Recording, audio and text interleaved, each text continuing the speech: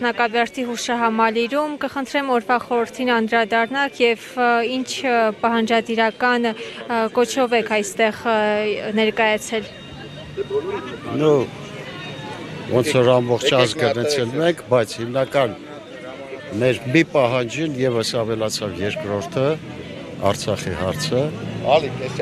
որի համար մեր պայքարը պետք է շարունակվի։ Նախ առաջինը Եղեռնի հետ կապված ճանաչումը ընդունվի Թուրքիայի կողմից,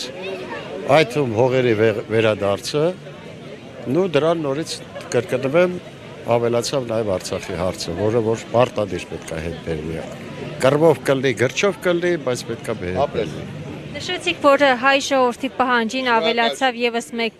պահանջը Արցախի պահանջը, բայց տեսեք այս իշխանությունը Նիկոլ Փաշինյանի գլխավորությամբ պնդում է, որ այլևս փակ է Արցախի հարցը, այլևս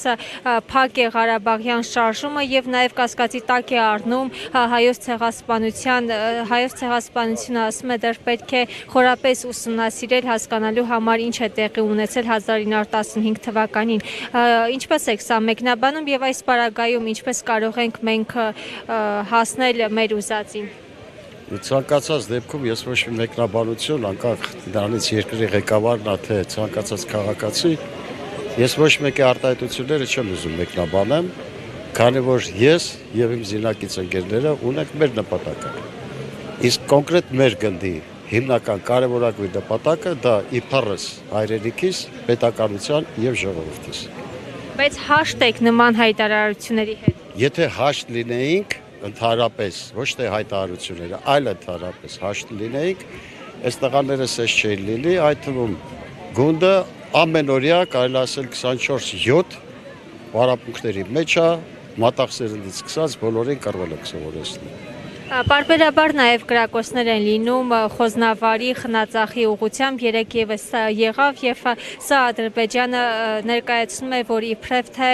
հայկական կողմն է սկզբից սադրել։ Դուք սա ինչպես կգնահատեք, արդյոք պատերազմի վտանգ տեսնում եք, արդյոք Ադրբեջանը պատերազմ է հրահրում սրանով։ Ցանկացած դեպքում Ադրբեջանը հետ չի կանգնել իր զավթողական գործողություններից եւ նպատակներից։ Այսօր եթե ինքը չկրակի, ինքը հասկանում է, որ մեր ժողովուրդը դուրս կգա պարտության շոկի մեջից, առաջինը։ Երկրորդը ժողովրդի ոգին կվերականգնվի, որը կորցվել է, եւ երրորդը արդեն ինքը ինչից որ վախենում է, դա ռևանշն է, ռևանշը մոտ կլինի։ Դա համար որպեսզի ժողովրդի վախը պահի, տվյալ հոգին կոպիտ ասած թույլ չտա վերականգնելու, ինքը պարբերաբար կրակելու է։ Բարբերաբար եւ չպետք է զարմանալ այդ կրակոցների վրա, պետք է զարմանալ, եթե չկրակի։ Իսկ մեր կողմից քայլերը, որոնք պետք է լինեն։ Միշտ պատրաստ լինել,